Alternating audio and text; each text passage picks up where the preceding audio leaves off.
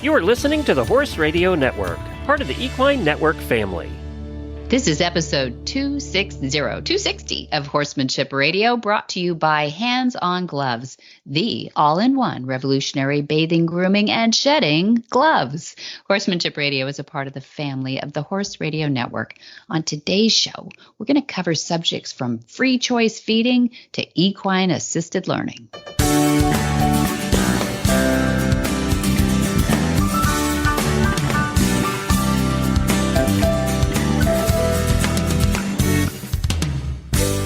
This is Debbie Laux, and you're listening to the Horsemanship Radio. Thanks for joining us. Horsemanship Radio airs on the 1st and the 15th of the month, and thankfully I have my producer back with us. Hi, Jen. Hello, Debbie. How's summer treating you out there in California? Oh, it's warm. Oh, my gosh. I probably shouldn't complain.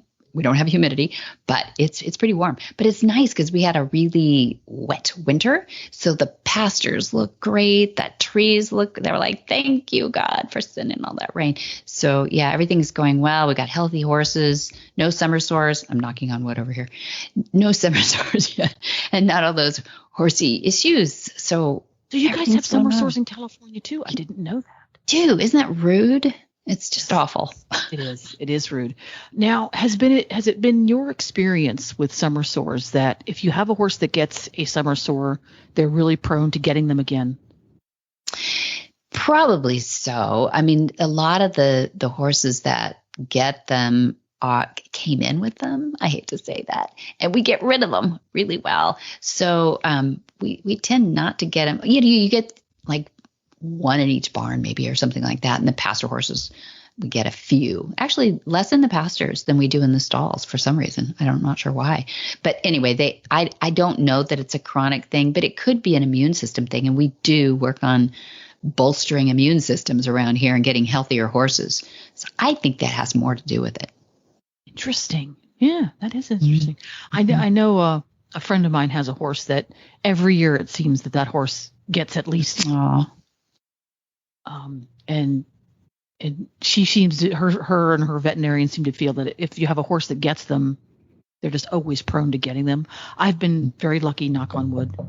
Yeah, you were one. Yeah, you're doing it too. Very lucky, knock on wood, that the couple times that my horses have gotten them, I've caught them very early when they were pinprick size. Yeah. And it's not blown up into a big problem. Nigel's much more the have my legs blow up because I've gotten scratches. He's that guy. No, scratches. He chooses scratches as his go-to summertime skin issue of choice. Skin issue of choice.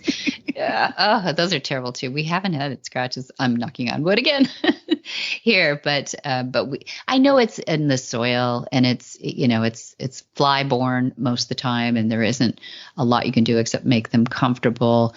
But for anybody who doesn't know what that is, don't Google it. Don't Google it.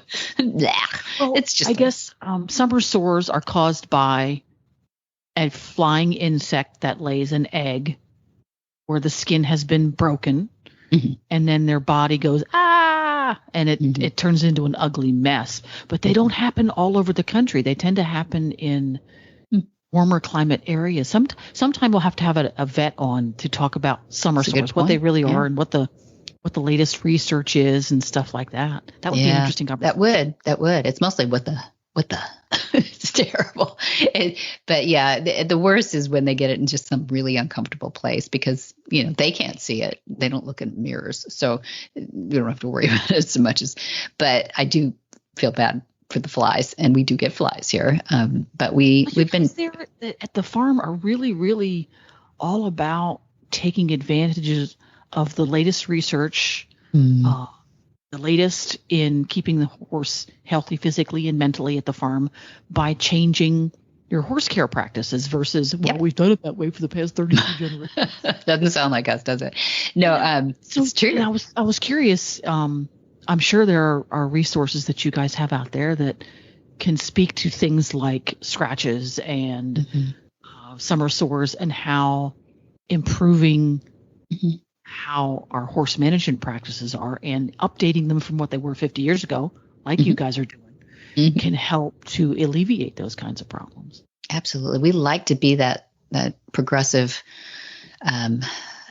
You know what's funny about that statement, though, is we have these amazing people that come to us from all around the world, and you're going to hear from a couple of them today too. But we get Alamo Pintado Hospital is 15, 20 minutes from here, and it is very progressive. It always has been. Latest, greatest of all the most incredible MRIs and hyperbaric chambers and everything else. We have that at our beck and call. And we also have the veterinarians that go with it that are just highly educated, really smart. They find this a great, attractive place to come.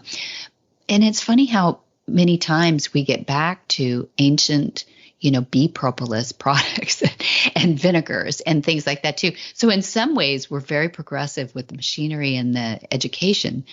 But some of the cures or even ways to make horses more comfortable actually come from some really ancient techniques.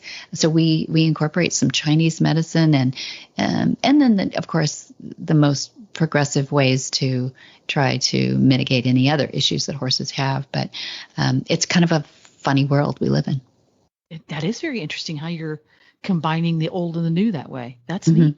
Mm-hmm. It works. I love it. Well, speaking of combining old and new, HandsOnGloves has combined the old, putting your hands on your horse to get him groomed and keep his coat healthy, with the new technology of making these gloves that are super comfortable and durable. So we're going to hear from them, and then we're going to get to our first guest. Jay Michelson grew up bathing and grooming horses and dogs. Raised in Texas, he always wondered why his family couldn't find a better way than the old hard-to-hold curry combs or bathing mitts that never fit and the shedding blades that literally rip the animal's hair right out. Well, fast forward 20 years, and Jay had an idea. Frustrated by the old products still not improving after 20 years, he spent more than 4 years and several $100,000 developing hands-on gloves, quickly realizing that the reason a quality, comparable grooming product had never been developed, they were really difficult to make right. But he did it. Hands-On reaches far beyond the traditional curry combs, mitts, and shedders out there on the market.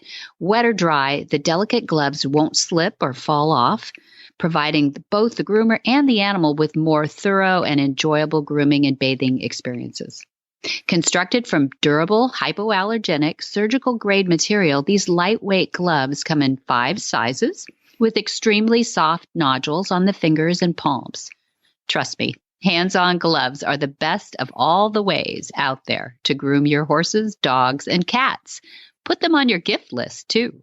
Find all the sizes and all the colors at HandsOnGloves.com.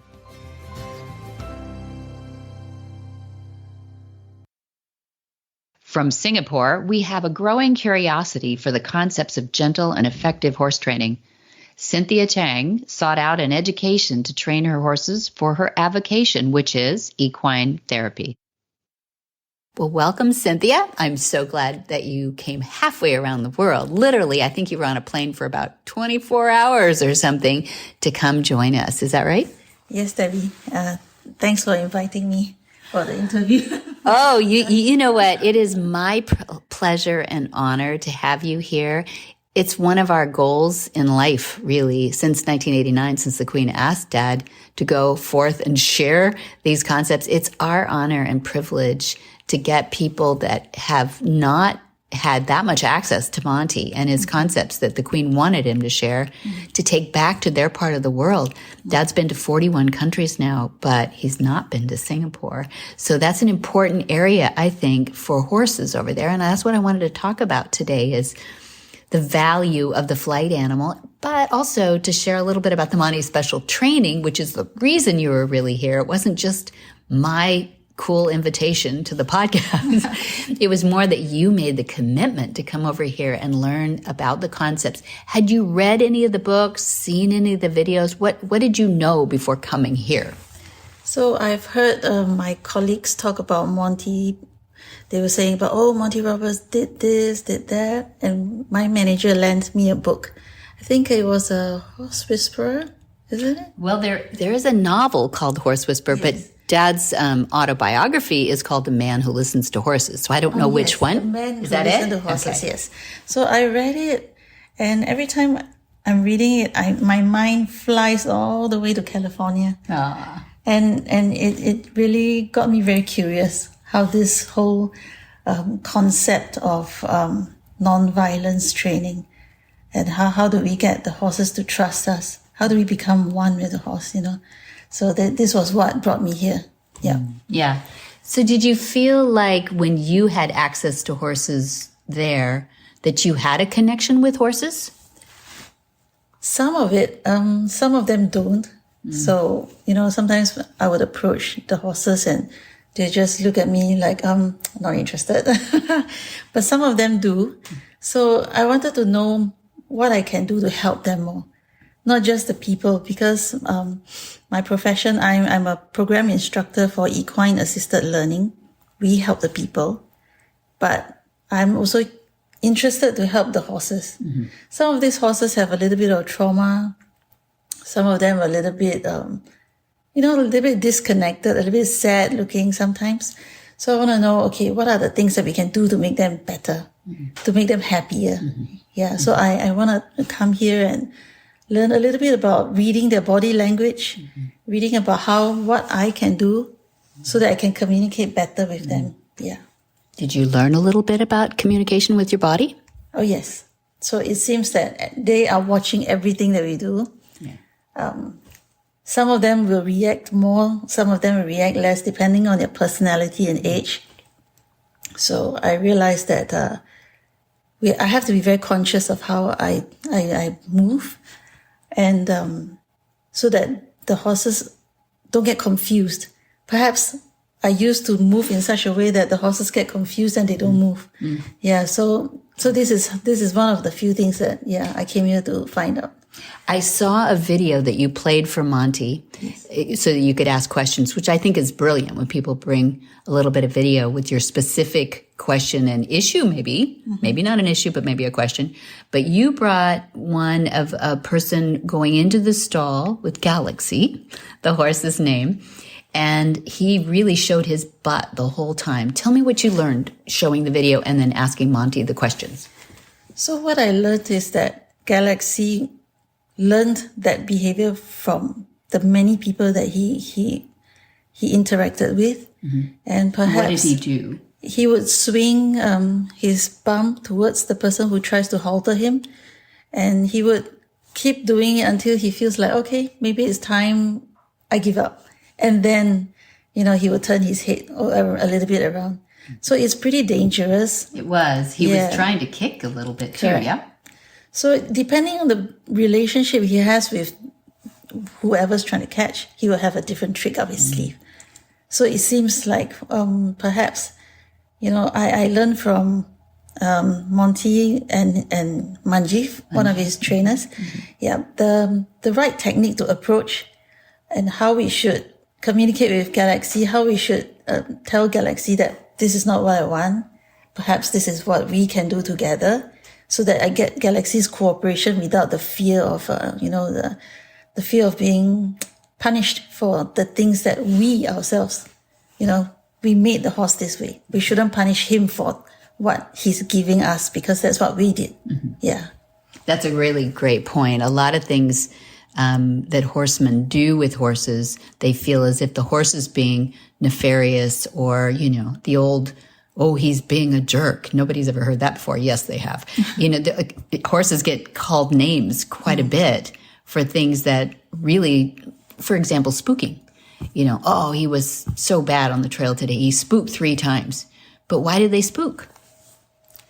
Well, it has many reasons. So what I learned is watch immediately what causes the spook at that point in time, and you will realize what you shouldn't do or what you can do to make the horse feel more comfortable.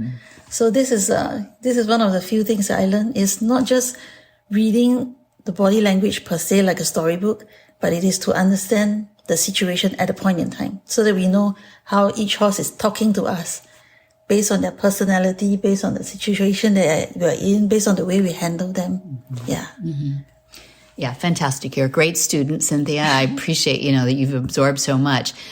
Tell me, there was individual days. We worked with horses that were just started, first saddle, first rider. You also saw loading demonstrations. You saw the gentling of Mustangs.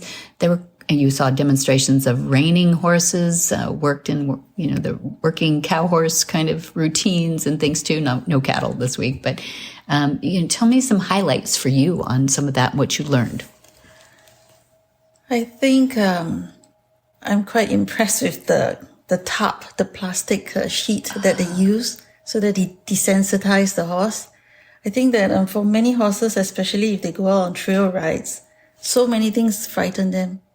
And even if a car just zooms by, it frightens them. So I found the technique of kind of inching the way to kind of make the horse get the horse to walk over something foreign, something alien, but in a very gradual process, allowing the horse to learn by themselves. That is a very interesting thing, because we are not making the horse learn. We're giving the horse some space to think, process, and it's not going to kill me. And then they become braver. And then we kind of like scaffold the learning for them. And that is really very fast, because they are not fearing a certain whip at the end, but they're more like, okay, this is safe for me. I can trust the person. Yeah. So so it's so applicable to everything. It's like you can go out, they can see a bucket. They can walk over a different terrain. It feels different. It sounds different. But as the trust builds, right, it's so much easier. Yeah, and the confidence of the horse it skyrockets. And so the handler don't have to fear anything also. So your confidence goes up as well. Correct, yeah? Correct. Yeah. Yeah, I'm surprised that people have the confidence in horses that they do sometimes when they don't have a lot of reading of the horse, So I'm glad that you're picking up on their language, their body language, and that they pick up on ours so that everything we do affects them. Yeah, very good. You were mentioning the lake and the stream, which is a big tarp and a small tarp rolled up. And people, have you seen it on the university, or did you only see it here live so far? I've seen it live here so far, because I always wonder, how do you make them walk over such a small place? So it seems that if you create a big tarp, you are kind of like giving them only the narrow one. So they have to pick. I either pick the small one or the big one, but eventually they'll still have to pick. Yeah. So that kind of like gives them, let them learn at their own pace. They can choose. Because this week, I think, I can't remember what's the name of the horse, but it was just going at liberty. So it had a choice. Yeah. And subsequently, when it was being put on the lead rope, it was much better. Yeah. There was a lot of confidence. There was no fear. There was no panic. So so the process took about 30 minutes. And no force. Yeah. Yeah, they teach themselves. I know it sounds like a funny concept to say they teach themselves, but really they can focus on the issue at hand, which is I can do this or I can do that. And we're out of the equation. And in fact, if anything, we're an anchor for them because we've done our join up, right? Correct. So what's very interesting is when it's all finished after 30 minutes, the horse actually joined with Manjeev without Manjeev doing anything. Manjeev just stood there, and when it was done, the horse just came up and just stood next to him, because there's a sense of security. And that is what we want after the training. It is not like, okay, I'm done with training, I want to get out of here, get away from you. It's more like, I'm done and I feel good. Yeah.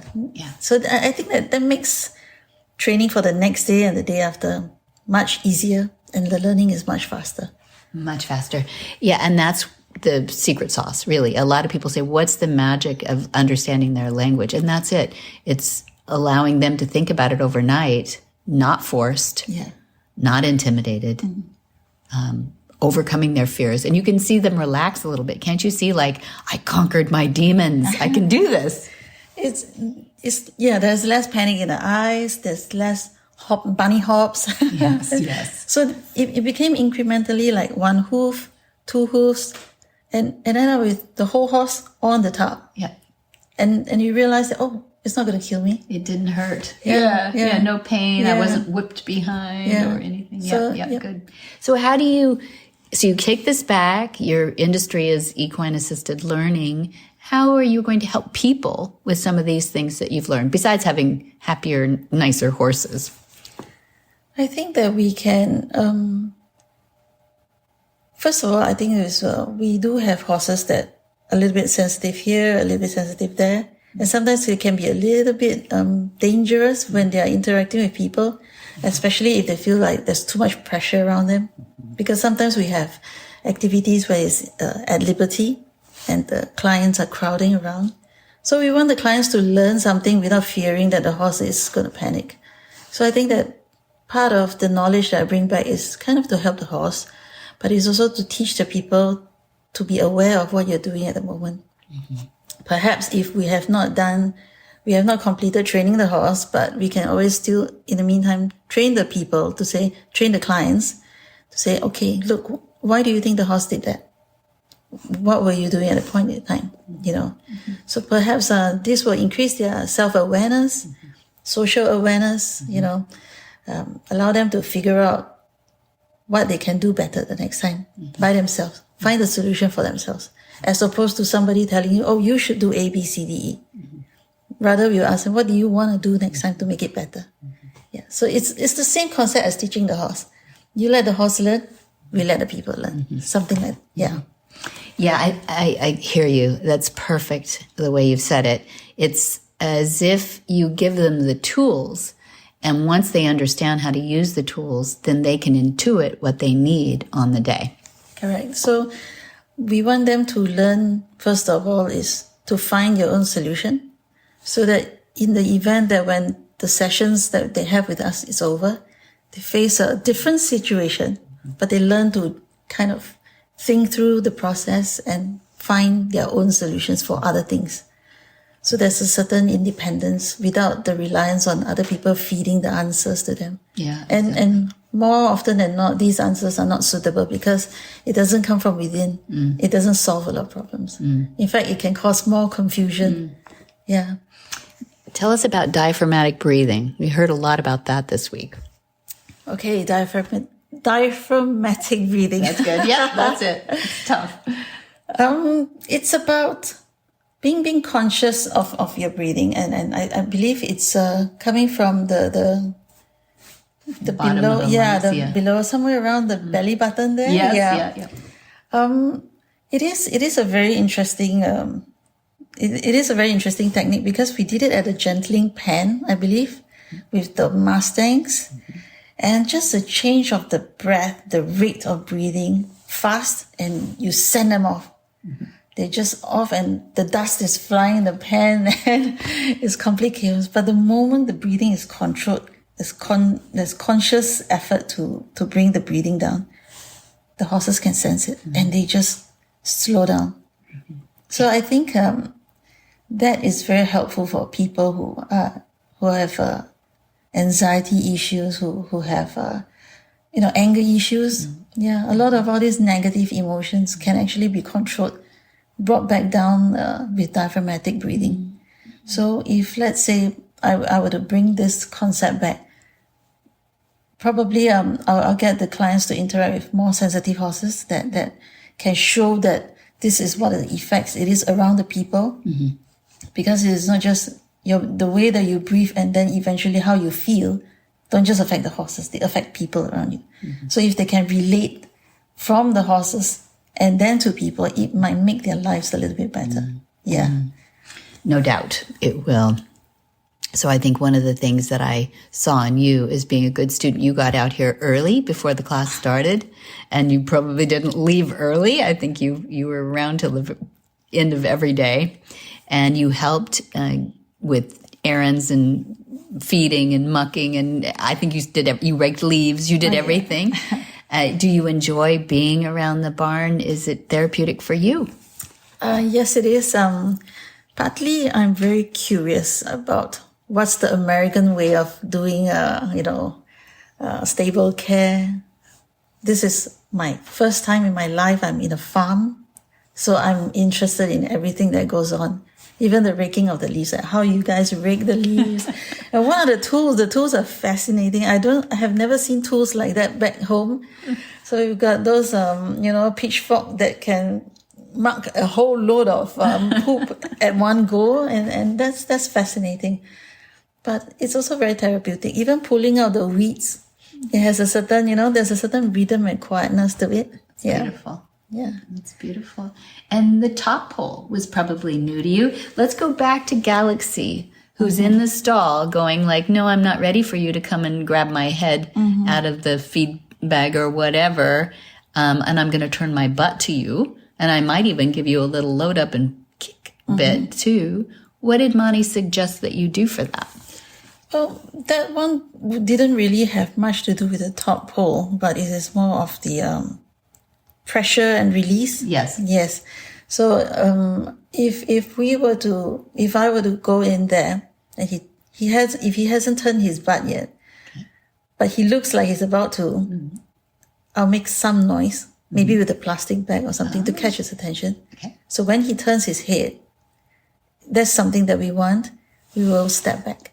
And then that gives him the idea that when you turn around, the pressure's off. Yeah. So incrementally, we get him to turn more and more. Yeah. But with the top pole, it's more for one of our minis, Sunny. Yeah. Sunny she likes to use her butt to shove everybody because I think her fear of a personal space and all that. She's small. Yeah, correct. And sometimes maybe people manhandle small horses. So she has learned a little bit of shuffling here and there. So perhaps this top pole would be good to kind of teach her to move away instead of coming in and bumping all the clients. And some of these clients are really small, they're kids and all that. If we were to just put our hands and give the same pressure as what the top pole can, she will learn to kind of move away as opposed to keep, pushing into our hands, which is also quite a dangerous area because we are with our clients. Yeah. That's very smart because so for the into pressure and horses, they are into pressure, but we teach our riding horses to come off pressure, don't we? We squeeze with the leg and they take the right lead with the left leg, or they move away from us across a cavaletti pole or something. But it's counterintuitive for them. But a little mini horse never gets any of that training, right? They're not ridden, I assume. Yeah, we're not here. Anyway, and so when would they ever learn to come off pressure unless you actually purposefully teach them that? Yeah? Correct. So I think that Sunny was raised as a pet. So everybody, they don't teach pets, what they should and shouldn't do. So the lessons that the big horses have, she never had it. Never had. So she came from US. Somebody bought 6 of the minis and brought them here. But from day one, they've never really been trained much, except for the usual walk on, whoa, to stop. That's pretty much about it. Then the rest, they kind of pick it up. So I think that that's where bad habits get picked up because nobody really thinks that, you really have to train the tiny ones also. Yeah. Yeah, we used to tease that we have a mini here named Poppy, right? Yeah. Monty's favorite flower. And somebody said, does she load well? And I said, well, you just pick her up and put her on the... I'm kidding, you can't. She's like 250 pounds. But it is a point that you think you can overpower. But really, they're 250 pounds. I mean, that's bigger than a St. Bernard, as a dog. Do you know that we have a mini purple dually halter? Oh, yes. I'm going to send you home with one of those. It's for Sunny, okay? Yeah. Or anybody else who needs one. There are multiple uses. But, I think, they deserve a dually as much as anybody else. And what did you think of the dually lessons? Okay, I think the dually lessons is very interesting because it doesn't cause pain. It causes discomfort, yes, but they have a choice. The horses will learn. Once again, it's always up to the horse whether how fast they want to learn.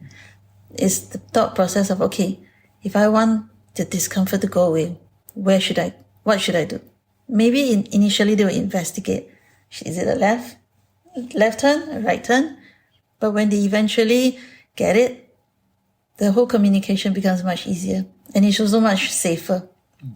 Because in case of any spooky events, like a big sound, maybe even a can rolling on the floor.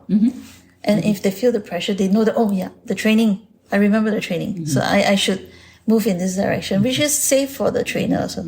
Yes, it's safe for everybody because we don't want a horse that bolts away and becomes a danger to itself and everybody else. And everybody else. An educated horse is a happier, safer horse too. That's right. Fairness to them, fairness to us too.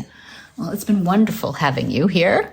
It's like the last day of, camp, and we don't want anybody to go home, but it's been really fun. And I hope you'll come back, and maybe we can come visit you in Singapore. Dad hasn't been to Singapore in a demonstration before, and I know he's 89 now, and traveling is really tough, but he is going to Argentina in the fall, which we're excited about. Oh, okay. So I believe that some people have been to the workshop here, some of the riders in Singapore. So if Monty is to go there, I think, he's going to have a huge fanfare, Everybody's going to get quite excited. Oh, that'd be fun. It would be super fun. So if you know anybody over there that is looking, we might have to figure it out. I'm also thinking of perhaps next year taking up the introductory course. Oh, I hope you do. I would love to have a certified instructor over there because there's nothing better than having somebody who can show that the horses respond to these things. It's much better than telling. Showing works. Yes, I think that with horses or with riding, with anything we do with horses, you just have to show it. You can't just sit down and explain something. You really have to, kind of prove it, prove that it works. Yep. Yeah. Exactly. Well, thanks for joining us on Horsemanship Radio.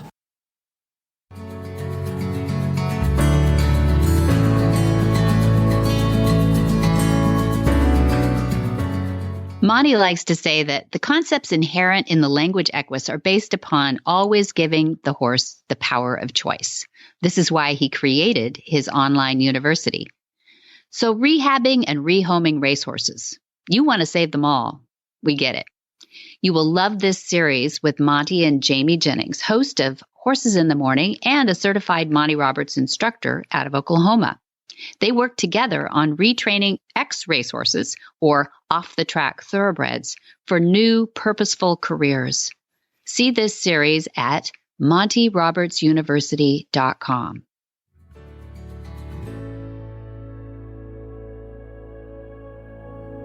The Hay Pillow, Inc. was born in 2012 after a very determined horse enthusiast, Monique Warren, attempted several variations on homemade slow feeders to keep her insulin-resistant mare Lily happy and healthy. Well, welcome, Monique. I'm so glad to have you back. It's been a few years, been a minute, I think, since we last talked to you.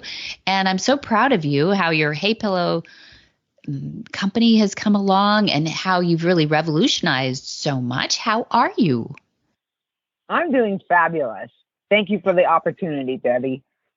Good. I'm glad you're doing fabulous, and you should be, because you're changing a lot of horses' lives, which means you're changing a lot of us horse girls' lives for the better. And I just have been getting rave reviews from people who are really, they're trying real hard to do the slow feeding thing, and they're not always sure exactly how that works. But one of the things that I wanted to cover today, a couple of things, if we can, and you're the expert, because 12 years now? Did we say that? 12 years that you've been doing this? Yes. Yeah, which is great because that makes you an expert.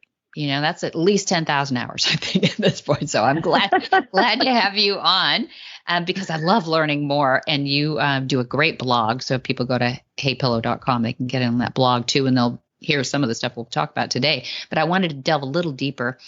We right now feed 4 different kinds of forages, and we do that because different horses process things differently, but without getting into the whole science behind that, which forages do you think work best for the hay pillow or netting? We can call it slow feeders in general. I tend to stay away from the alfalfa, but what do you project? Yeah, we don't recommend trying to feed alfalfa in a slow feeder because the leaves are just so small. And the stems are so short. And even if you break up the flakes, because so often the alfalfa bales are baled very tight. Yeah. They typically have more moisture in them. Mm-hmm. So it's very palatable. Horses love alfalfa. It's like candy to them. So it's best if you're feeding alfalfa to just do so separately, and with a goal of having grass hay be their main source of forage, and using alfalfa as extra calories for those that need it, or if you have a very low protein hay, grass hay, then you would definitely want to consider alfalfa. But if your horse is not, they don't have grass hay available at all times, then it would be a nice transition to move towards that being the majority of their diet, with alfalfa as a supplement, basically. It makes sense if you think about their digestive system too. And we're trying to make our horses more comfortable. It's a long time. It's a long stretch. Maybe we should start with an overall is why slow feeding, Monique? What does that help our horses do? Well, it helps to regulate insulin spikes, and it requires more chew time per pound of hay fed, and it keeps them occupied. Yeah. And it does help with digestion. It can prevent colic, gastric ulcers, and it can improve their metabolism if they're eating their forage over a longer period of time. Yeah. So they don't have these big dips and rises. Yeah. And I love that you're saying this out loud too, because if we think back on, well, let's just talk about the Western United States anyway, to find forage in the desert is not so easy. So they have to travel a lot, and they have to move their digestive system along, drinking water in between and finding those. So that we're talking about the natural horses, the Mustangs of the West and everything too. And so if you think about how do we replicate that? We throw them out in a pasture, and green grass sounds great, but it can cause some problems, can't it? It can, especially if the sugar content of grass is determined by environmental conditions. So during the day, the sugars rise because of photosynthesis with the sun to push for growth. So from the time the sun comes up until it goes down, it's rising. And then when the sun goes down, the sugars tend to fall. But there's also other factors that play into sugar and starch levels, such as drought stress or nutrient stress. So you can't really pinpoint exactly when a pasture is going to be higher in sugars or lower in sugars, but using the day-night information is really the best way to go about it. Because even if you test your pasture, it's only a moment in time. Yeah. So, right. So, I mean, the sugar levels could be really low, if you test it first thing in the morning. But that's only a moment in time. Yeah. So that can be challenging for some. Yeah, I'm worried about these horses that are 24/7 out on pastures, unless they're beyond retired. Okay, maybe something like that. But I do worry about fat horses. We've got some crusty necks after the last couple of years in California of rain. We've seen some issues with all of that. So keeping them moving is important to us too. And we do that if the owners allow. We'll bring them in and during the day, and then we'll put them back out at night. So just echoing what you just said, that keeps them moving in and out and keeps them interested in it. They're not just, languishing on grass all day. And we're actually incorporating some track systems into that too. So they keep moving to find their feed. So let's talk a little bit about slow feeders then. If we can see the wonderful advantages of slow feeding, what are some of the slow feeder options? Let's say, okay, one of the things that people say to me sometimes is, oh, but my horse has shoes on, so I can't use something from the ground. What can they do about that? Well, I mean, as there aren't as many options for shod horses. I did come across an incredible slow feeder. It's called the Hay Optimizer. And that is fabulous because it does actually incorporate netting, but it is in like a large trough and it's up off of the ground. And I prefer netting because it conforms to the hay and there's a much larger surface area to eat from so that the netting can poke through. When you're using webbing or feeders with metal grates or feeders with large plastic holes, then it flattens the ends of the hay. So you have to use a larger opening size to mitigate that. So netting netting engages their lips because the ends of the hay are protruding through the netting. They engage their lips to gather the hay and then pull it out with their incisors and chew it with their molars. And that's the most natural way for horses to eat. I love that you said that too, because a lot of people don't realize all the muscle advantages that horses have in their noses. If you get to watch them eat, which is a fascinating thing for me, actually, I do like to watch them. I love the sound of them eating, actually. But they can't see really their lips, right? And if you think about where their eyes are, they can't see down under there. So they do use, and some people ask, why do they have whiskers? They use their whiskers and they use their lips to feel what's going on there. I mean, I've got a little Mustang over here called Shy Boy, who's over 30 now. I swear he can take his little percent tablet out of the top of the grain and move it over to the side with those little lips. And, so now I have to grind it up. But, they're very prehensile that way, I think. I have a question. They are. I have a question for Monique. Go for it. Sure. I'm a big slow feeder person. And the name of your company is the Hay Pillow. And I wanted to ask you, when you developed this product originally, because the Hay Pillow was the original, what made you try to create a product that was not attached to anything? A hay pillow is free roaming. It's not attached to a fence or a barn or a horse trailer. It's free roaming. Why did you do that? What did you experience when you were trying to help your horse live a higher quality of life and have healthier digestion that made you go with something that was not attached to the ground or a fence? Well, it was certainly a long road of experimentation, and the original hay pillows were actually designed to be clipped in tubs. So I couldn't find a slow feeder that I was confident enough to feed free choice. And so I made very numerous homemade slow feed devices. I made one with holes in the bottom that so they had to eat out of the large round holes. I made one with a metal grate.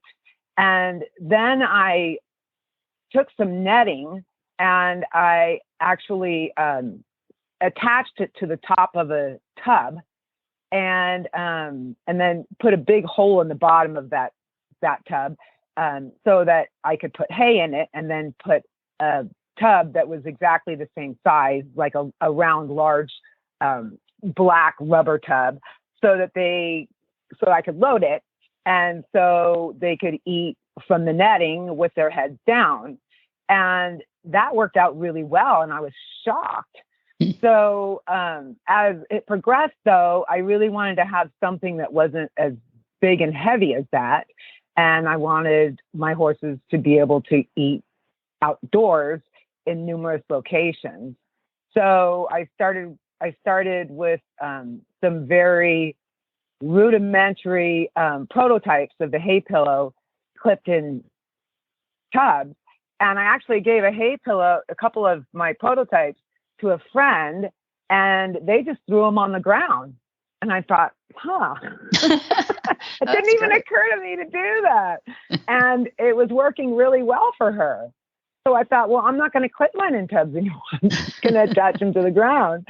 And so so that's where I started. And it was difficult to get netting in different mesh sizes in small amounts to prototype with.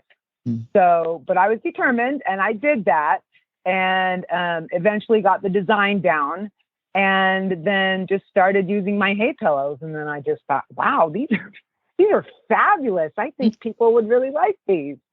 So that's where we went. And then I did transition to free choice, and with tested hay and a balanced diet. And I was amazed that it didn't take very long for my horses to self-regulate. And I had confidence in the process. And then all was good for me and them, because they were no longer getting meals, and I was no longer feeling like I had to rush home to give them lunch. And overnight, they always had something to munch on. Brilliant. I think it was wonderful. And I love that it was a collaboration. I love that you started with Lily, who was a little insulin resistant, but that, this is the best kind of companies that eventually solve a big problem, bigger than just our one horse, right? So it's perfect. The other thing I think that we haven't said out loud is that it is an enrichment. When you said the horse was, it flopped on the ground, I think the horses actually play with them. We have a group out here of 3 horses that use the hay pillows right in front of where I sit for a desk. And it's cute to see them. They play tug of war a little bit, and your pillows are holding up, by the way. So they play a little tug of war, but they also, they will move them around, and we put, if there's 3 horses, we put 4 out there, so they'll go around too. And I think it works well to keep horses busy, their brain's busy too, not just the slow feeding. It does give them something to do, but it actually makes them think about what they're doing during the day, which is called an enrichment. Yeah. That the fact that the thing moves will allow the horse to more closely mimic grazing, because the horse doesn't stand perfectly still and eat like he would with a hay device that can't move. Right. They're going to push it around, because they're going to push it around and they're going to move it. And they discover very quickly that if they move it around, the hay shifts inside. And what they're doing is the same thing as if they were grazing. They would be moving around, trying to find the tidbit that they want to eat that moment. And they're doing the same thing with that hay bag. They're satiated, so they're not eating it in an effort to panic, I'm going to run out of food, because you have incrementally gotten to the point where they can have free choice. That's right. But they're now mentally grazing. They're not just standing still eating like, the kid sitting in front of the TV set eating a bag of Cheetos. Yeah. And I've experimented with hay pillows with my horses, and frankly, they love them. But they roll them around the field, and sometimes they roll them around and it rolls upside down and 3 blades of hay fall out, and then they flip it out of the way and they eat those 3 blades because they were the best. And then they roll it around some more, and then they eat some out, and they're behaving like a grazing horse, but in a manner that is physically healthy for them, because they shouldn't be having all that grass. Exactly. Yeah, and it's mentally stimulating. Mentally stimulating. If anybody goes to the zoo these days, the best of the zoos, they see that enrichments is a huge part of the philosophy behind a good zoo, which is the most obvious would be like for dog owners, Kong, right? The ones that you put the little bits of food in, and they have to roll it around to get the food out, right? That comes from the enrichment world, which is really great. I have another question too, because one of the things that worries me is their teeth, Monique. I know that, people are challenged by sometimes some of the slow feeders wear the teeth, right? And I don't want them to be uncomfortable doing this or wear out their teeth doing this. And you have knotted, we'll use the hay pillow first as an example, because a lot of netting is knotted, slow nets included. Is there any that has a flat braid? If you ever found netting that has a flat kind of braid so that it doesn't have that knot in there? And is there an advantage, or is that or does it fall apart? No, and that is available. The reason that I use the knotted netting is it's more durable. Yeah. But the biggest factor in deterring any damage to their teeth or gums is the type of slow feeder you're using and its surface material. Mm-hmm. Most importantly, the opening or mesh size, and then how you use it. So you want to avoid frustration because that is counterproductive. That increases gastric acid production. But also, they need to be able to gather the ends of that hay with their lips to extract it. So if your opening or mesh size is too small or the feeder is packed too tight, then they're forced to scrape their teeth across the surface to get the hay out. Gotcha. So that's not a positive experience. And I know that's the whole reason we're doing this is not only healthy, but it's a positive experience for the horse to make them happier out there too, and avoid the frustration. Nobody wants their horses to be frustrated just by slowing the whole process down. So folks, ask Monique how big that opening should be for the appropriate horse, and what kind of forage I suppose you have in there too. But I've seen some of those slow feeders don't look like slow feeders to me, where they have a pretty big hole in it. Is that just to contain hay and not really about a slow feeding, or what is that? Well, typically that's just so that they are actually able to extract the hay, because with something rigid, it's flattening all the ends of the hay. So they need to have an opening large enough for them to be able to pull the hay out with their teeth instead of their lips. Gotcha. So it has to be large enough for their muzzle to reach into. Mm-hmm. And I can tell you that I have a lot of customers tell me all the time that their horses prefer a hay pillow over loose hay. And I had a discussion with my vet, and because I assumed that there were endorphins released when they engaged their lips. Okay. And so I did a lot of research, and there are a lot of endorphins that are released by using and engaging their lips. So they actually feel happier. Yes. And these are good endorphins. So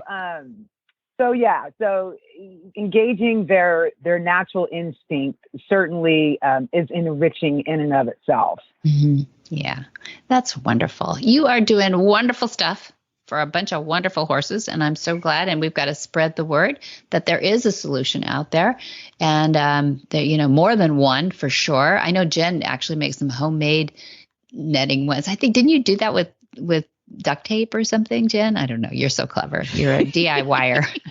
I did my best to create some pillows, because my horses don't wear shoes and they're allowed to have pillows. I want to make sure we bring that up in this conversation. Mm-hmm. If you're not familiar with hay pillows in general or hay nets, anytime you have a horse with a horseshoe on, front, back, doesn't matter, there should never be a netted device on the ground in their presence. We're just going to put that out. Because they're horses. They're horses. They'll find a way. They'll find a way. Exactly. But Monique, that's very interesting how you used the horse's mental and physical well-being to guide you when you developed these products, because they are inseparable. You can't have one without the other. Exactly. Yeah. So when people want to learn more about hay pillows, feeding free choice hay, how to choose one, what makes one better than the other, where can they go online to find out more? To my blog, thehaypillow.com, and just click on my blog. I have numerous articles written about the best types of hay, about horse behavior, about slow feeding. And so it's a much bigger picture. And so if you visit our blog, the best way to navigate it, because there's a lot of blog posts, is right at the top. It'll say browse by topic. And so I have all of my blog posts organized by topic. So you can just pick a topic to read about. Perfect. That's great. Yeah. Thank you, Monique. And your website is? thehaypillow.com. All right. And people can call you with questions if they want to. Oh, absolutely. You Yeah, want to I give consider my business a ministry. That's because awesome. That's really what it is. Because when people have animals that they want to improve their lives, and they know it needs improvement, it can be pretty stressful for them. So being able to help them with their companions is just a wonderful opportunity for me. Yes. So my business initially started off, of course, with just selling hay pillows, but then it evolved in a ministry, basically, and it just brings me great joy. It brings me great joy to be able to help people with their challenges and improve their companions' lives and improve their lives. That's nice. Yeah. And so be respectful of Monique's time, but there is a toll-free number. Is that okay if I give that? Oh, sure. Okay. So we called 888-489-0022. That's 888-489-0022. And sign up for Hay Pillow Ministry. I think that's a wonderful, wonderful thought, Monique. I appreciate your time coming out today. I know how busy you are. I know you're drumming it out there for so many horses, and appreciate that we're in this same time zone. We can get to talk to you so easily. Thanks, Monique, for joining us on Horsemanship Radio. Thanks, Debbie. I really appreciate your time and the work that you do to improve equines' lives. I think you're fabulous. Whisper the language of the herd. Listen, you don't have to say a word. It's time for Jamie Jennings to fetch an email from Monty Roberts' inbox and share a morsel of Monty's wisdom in a little segment we like to call Ask Monty. Leave this world a better place than mine. The magic in the language of the herd. Dear Monty, a lot of people in dressage believe in the need for stretching exercises for their horses in order to improve the collection of the horse. Does the Western performance horse need this? Monty's answer. If dressage horses need pre-session stretching to an extent of an 8 out of perfect 10, then Western horses need pre-session stretching at a 9.9 out of a perfect 10. It is my belief that a flexible and well-aligned cutting or reining horse is far better prepared to give you a top performance than one without those advantages. The Western horses here at Flags Up Farms go through an extensive daily stretching regime. Philip Rawls, who trains our Western horses, is a qualified equine physiotherapist and, like his father Ron Rawls, has been a leader in this practice. Too many of us tend to allow our minds to travel differently if we think flat saddle or Western. Our horses have little idea of what style saddle goes on their backs, and their physiological needs are just as important no matter what the discipline. In our operation, I recommend the use of food to induce horses to execute the stretching procedures appropriate. I do not, however, recommend offering these tidbits from the human hand. Bits of carrot provide a palatable inducement. It is my recommendation that the horseman place the piece of carrot on a small hook that is fixed to the end of a stick about 3 feet, 1 meter long. Very little time is required to educate the horse to the point where he can reach some weird places as to put a small bit of carrot from its hook. My horse, Nick, will crane his neck all the way to an area near either of his stifles for a bit of carrot. He will also drop his head and place it between his knees, reaching near halfway to his hocks in order to get his treats. Stretching the show jumper, the dressage horse, and the Western horse is likely to prevent injuries and at the same time produce an anatomy that's more flexible. Obviously, the flexible anatomy is far more capable of athletic performance than the non-flexible one. For more of these insights into good horsemanship, go to MontyRoberts.com and click on the words Ask Monty at the bottom of the page. Where in the world is Monty Roberts? Monty is looking forward to meeting some new friends, two-legged and four-legged. In August, here we are, 2024 in Solvang, California. August 5 through 20 is our entire introductory course of horsemanship. That's 2 weeks. We do break it into modules. So August 5 through 7 is the module 1, First Steps to Monty's Methods. And then 8, 9, and 12 is the module 2, which is Join Up. That's our iconic one. And then module 3 is the long lining one, which really people are getting onto. That's 13 through 15. And then we wrap up with the introductory course module 4. If you've taken the other 3, that's on August 16, 19, and 20. That's preparation for your intro exams. Then we have on the 25th our favorite, Horsemanship 101. And on Horsemanship 101, you get a little overview. It's like tea with Monty for all the concepts that he has that are a little different maybe than what you've heard growing up. And then in September, we have our Gentling Wild Horse course. That's September 9 through 13, Gentling Wild Horses, 5 days. Da-da-da. And for all that and more, you can call Flag Is Up Farms at 805-688-6288. Or you can go to All Things Monty Roberts. That's montyroberts.com, where you're going to find the university. You're going to find the podcast. You're going to find everything there is to know about the calendar. All right there. Mm-hmm. Yay. And for details about today's show, horsemanshipradio.com is just the podcast, or montyroberts.com. And you're going to find links, photos, and more information about today's guests and topics. And we love your feedback, and we love to find that on our social media accounts. On Facebook, it's Monty Roberts, the one with the little blue check mark. And on Twitter, as well as Instagram, it's Monty_Robert. Yes, and thanks to our sponsors, too. That is HandsOnGloves.com. Michael, he is a wonderful leader over there at HandsOnGloves and always progressive. They have gardening gloves now. It's really cool. And be sure to visit all the other great shows, too, on the Horse Radio Network at horseradionetwork.com. Until next time, have many happy horse hours.